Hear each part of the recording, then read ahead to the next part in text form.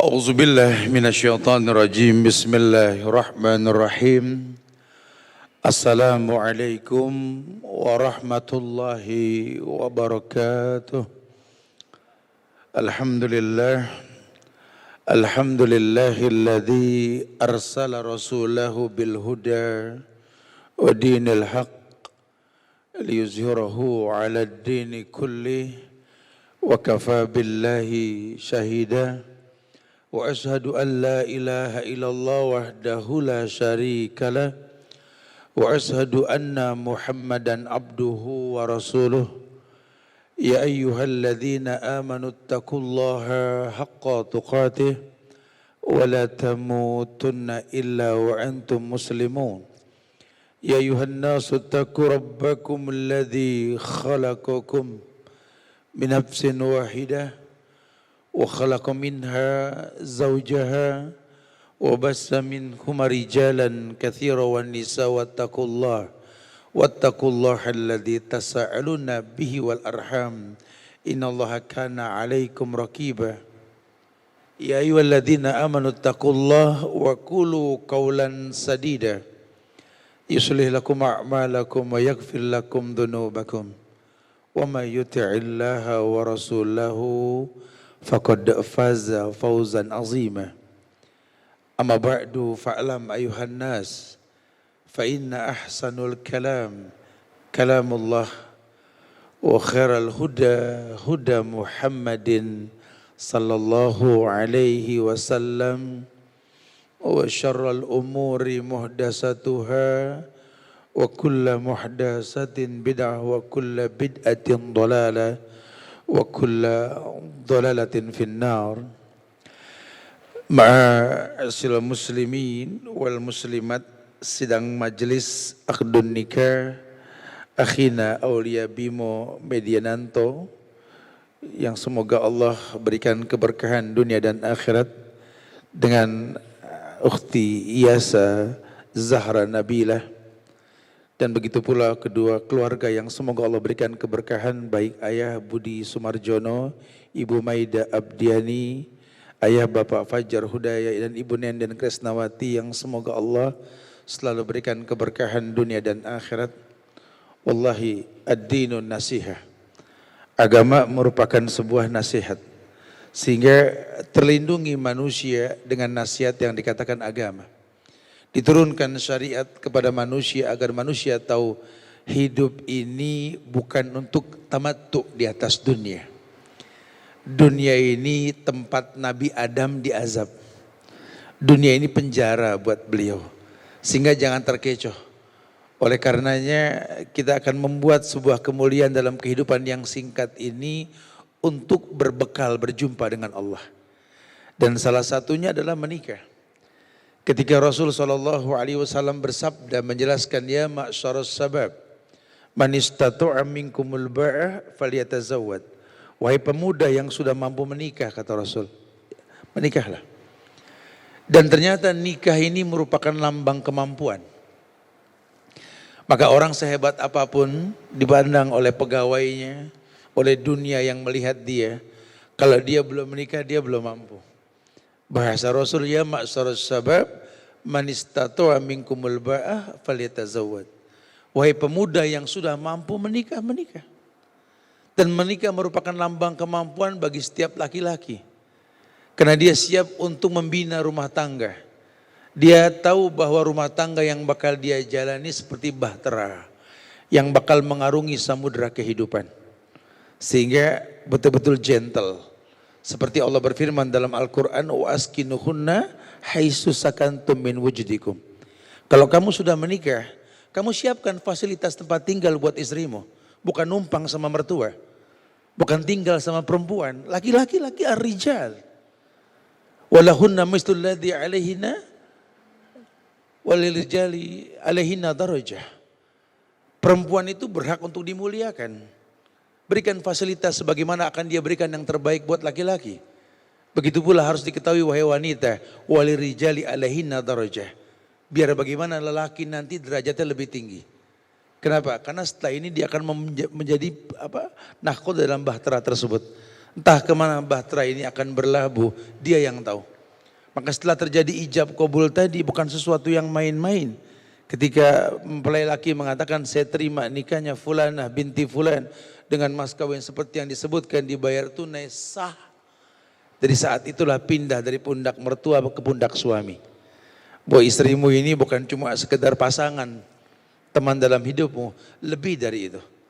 Begitu pula wahai wanita ketahuilah, kalau diumpamakan suami untukmu Tuhan di atas muka bumi ini. Sehingga semua aktivitas perempuan wajib suami untuk mengetahui. Wallahi, kebiasaan buruk istri mengecek handphone suami buang jauh-jauh. Karena kau temukan ribuan kesalahan dalam handphone suami kau tak menanggung dosa. Tapi wajibnya suami mengetahui aktivitas istri. Karena satu dosa yang istri lakukan, suami yang menanggung. Masya Allah. Ini bukan main-main. Ya, bukan hal yang kenapa? Misakon ghalizonya ke Allah langsung. Ikatannya langsung ke Allah. Ya kita harus tahu. Oleh karena itu lelaki sejati yang dikatakan mampu ini mengerti. Ketika Nabi mengatakan tazawadul wadudul walud. Fa inni mukassirum bikumul umam yaumal qiyamah. Sejak awal menikah, dia tidak hanya membahas tentang dampak positif pernikahan. Karena Nabi mengatakan wahai laki-laki, nikahlah dengan perempuan yang penuh welas asih. Memiliki kasih sayang yang tinggi kepada suaminya. Karena kelak ke depan dia akan berdandan hanya untuk suaminya. Dia tidak tabarrujal jahiliyah. Karena dia tahu dia sudah terikat. Sosial media bukan jadi sebuah kenikmatan untuk bergaya untuk orang umum, tidak. Dia tahu bahwa hakikat pernikahan setelah terjadinya pernikahan taat kepada suaminya. Maka laki yang mulia akan melihat karakter tersebut. Ya, apakah istri yang dia pilih ini betul-betul al-wadud, al-walud. Yang betul-betul memiliki welas asih. Dan memang suka sama anak. Dan kelak akan ditimpakan anak yang banyak insya Allah. Nabi mengatakan, فَإِنِّي مُكَسِّرٌ بِكُمُ الْأُمَامِ يَوْمَ الْقِيَامَةِ. Karena tujuan pernikahan itu untuk memperbanyak umatku, membuat aku bangga di hari kiamat nanti. Berarti ada target dalam pernikahan bagaimana memperbanyak umat Muhammad. Umat Muhammad yang seperti apa? Kalau cuma sekedar mengaku umat Muhammad, status muslim pun bisa orang mengaku umat Muhammad. Tapi umat Muhammad yang tahu konsekuensi ketika dia mengatakan wa anna Muhammad dan Rasulullah. Ada 4 konsekuensi yang dia pegang. Tasdiquhu fi yani ta'atuhu fi ma'amar. Percaya dengan yang Nabi Muhammad perintahkan. Menaati. Ijtinabu biman naha'ali, menjauhkan semua yang Nabi Muhammad larang. Tasdiquhu fi ma'akhbar, percaya dengan semua yang dikabarkan sama beliau. La ya'budallah ila bima syara'ali, tidak beribadah kecuali mengikuti syariat yang beliau terapkan. Ini enggak main-main. Nah, lelaki sejati akan melihat karakter al-wadud al-walud sebagai modal madrasah. Bahwa dia mencari pasangan sebagai madrasah yang kelak akan dia buahi memiliki keturunan yang banyak untuk mendidik anak-anaknya. Karena yang namanya perempuan dikatakan al-madrasah, al-ummu madrasatul ula. Ibu itu sekolah untuk anak-anaknya. Bukan cuma kita nikmati sebagai sahabat dalam hidup kita, bukan. Lebih dari itu.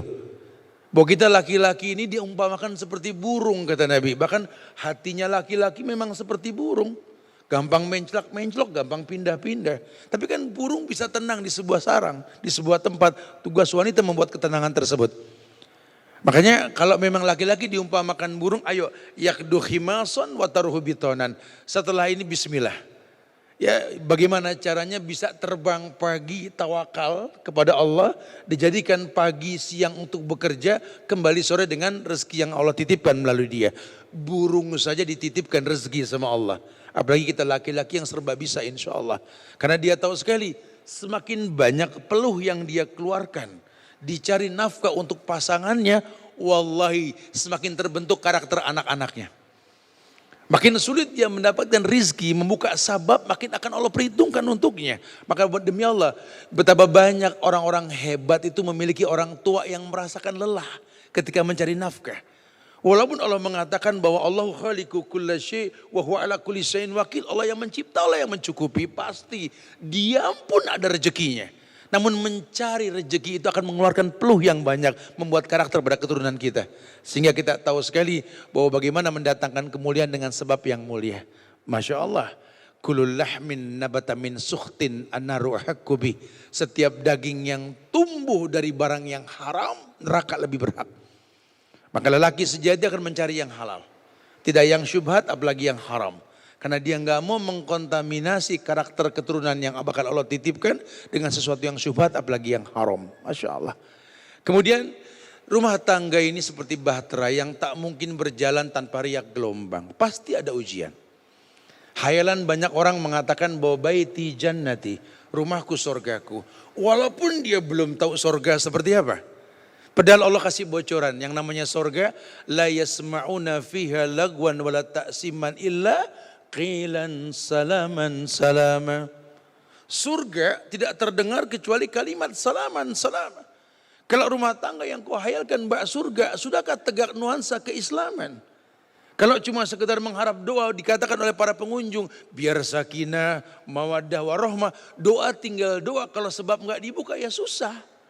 Sakinah, mawaddah, warahmah akan didatangkan dalam rumah tangga yang Nabi mengatakan, ya, majtama'a qaumun fi baitin min buyutillah yatluna kitaballah wa yatadarrasuna ma bainahum illa nazalat alaihimus sakinah. Ketika manusia berkumpul di rumah-rumah Allah, ya, Quran dibacakan, sunnah dikumandangkan, Islam ditegakkan, diturunkan sakinah. Rumah tangga akan turun sakinah kalau nuansa Islam ditegakkan, bacakan Quran dalam rumah. La taj'alu buyutakum maqabir, jangan jadikan rumahmu seperti kuburan. La yusma' kalam Allah, inna syaitan yafir min baitillah ditukra fi surat al-Baqarah. Karena akan terjadi masalah dalam rumah tangga, sebabnya setan. Dan setan paling suka sekali melihat perpecahan dalam rumah tangga. Ini yang Rasul katakan seperti itu. Bahwa iblis memuji setan yang bisa memisahkan dua mempelai. Inilah pahala yang paling besar kalau bahasa iblis seperti itu. Maka demi Allah setan kabar dibacakan surat Al-Baqarah. Jangan rumah kita ini kering dari bacaan Quran. Kalau ujian pasti terjadi. Karena rumah tangga butuh riak gelombang. Tidak mungkin bahtera bisa berjalan tanpa gelombang. Pasti ada gelombang. Kalaupun tidak ada gelombang karena angin dan badai, baling-baling diputar supaya timbul gelombang. Oleh karena itu pahami, ya, pasanganmu ini adalah hasil istikharahmu. Kalau kau cari kesempurnaan bukan pada manusia, ya, kesempurnaan hanya milik Allah. Maka cinta yang sejati ketika kita bisa mencintai pasangan kita karena kekurangannya bukan karena kelebihannya. Bahasa Rasul, khairun nas anfa'uhum linnas. Sebaik-baik manusia yang paling bermanfaat buat manusia lainnya. Ustaz, bagaimana supaya mendatangkan kemudahan dari Allah? Karena setiap masalah pasti ada solusinya. Ridho Allah dari ridho orang tua. Wallahi bimo cantik apapun istrimu, selucu apapun nanti anak-anakmu, jangan pernah menelantarkan rasa cinta kedua orang tuamu. Ibumu, ayahmu, baru pasanganmu. Bagaimana dengan mertua? Sama dengan orang tua. Bahkan Masya Allah membesarkan Iyasa sekian tahun. Dengan mudahnya memberikan pada laki-laki yang baru dikenal. Ini bukan main-main. Masya Allah. Ya, hormati suamimu wahai Iyasa. Karena setelah ini dia akan bekerja. Gajinya bukan ibunya yang merasakan, kau yang bakal merasakan. Rasa sakit dalam kandungan ibunya ketika mengandung dia bukan main-main. Membesarkannya dengan cinta. Sekarang punya rumah, dia beli rumah buat istri bukan buat ibunya. Pengorbanan ini mesti diperhitungkan. Maka akan terjadi banyak ujian dalam rumah tangga. Kalau betul caranya Allah akan mudahkan. Karena Allah yang mengatakan, wa may yattaqillah yaj'al lahu makhrajan wa yarzuqhu min haitsu la yahtasib. Ini sudah baku ayatnya.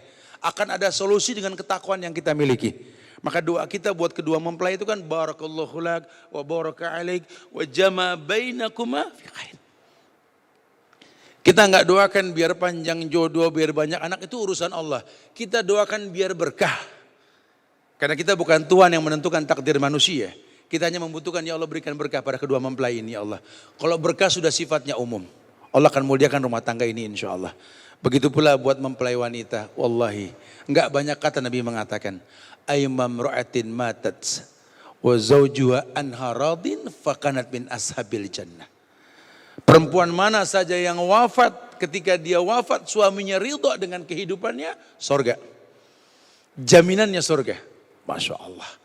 Ya maka Nabi mengatakan al-a'ud, al-wadud, al-walud, al-a'ud. Ada ditambahkan al-a'ud. Siapa al-a'ud? Allati idza zulimat qalat hadihi yadi fi yadik la adzuku ghamdan hatta tardah. Perempuan yang mulia yang tahu hidupnya berbakti kepada suaminya. Dia tidak berdandan kecuali untuk suaminya. Dia bekerja semua untuk suaminya secara total menjadi bidadari dalam rumah tangganya.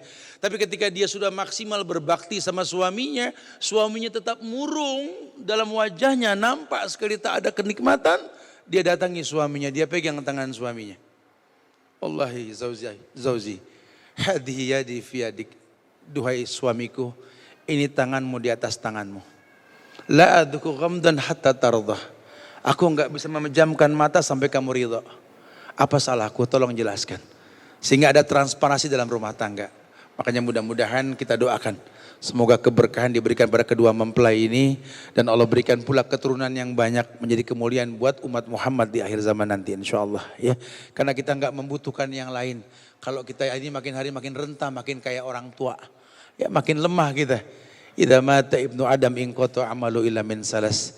Kalau meninggal nanti anak Adam putus semua hubungan dengan urusan dunia. Kecuali 3, sedekatin jariyah. Sedekahnya waktu hidup, ilmu yang tafa'ubi, ilmu yang bermanfaat, awaladin soliyadullah. Ini yang kita pengen, punya anak-anak yang soleh. Anak yang soleh tidak mungkin tumbuh di tempat yang tidak soleh. Anak yang soleh tidak mungkin tumbuh dengan cara-cara yang haram. Semoga Allah muliakan keluarga kita insyaAllah ya. Semoga manfaat. Wallahu a'lam bishawab. Assalamualaikum warahmatullahi wabarakatuh.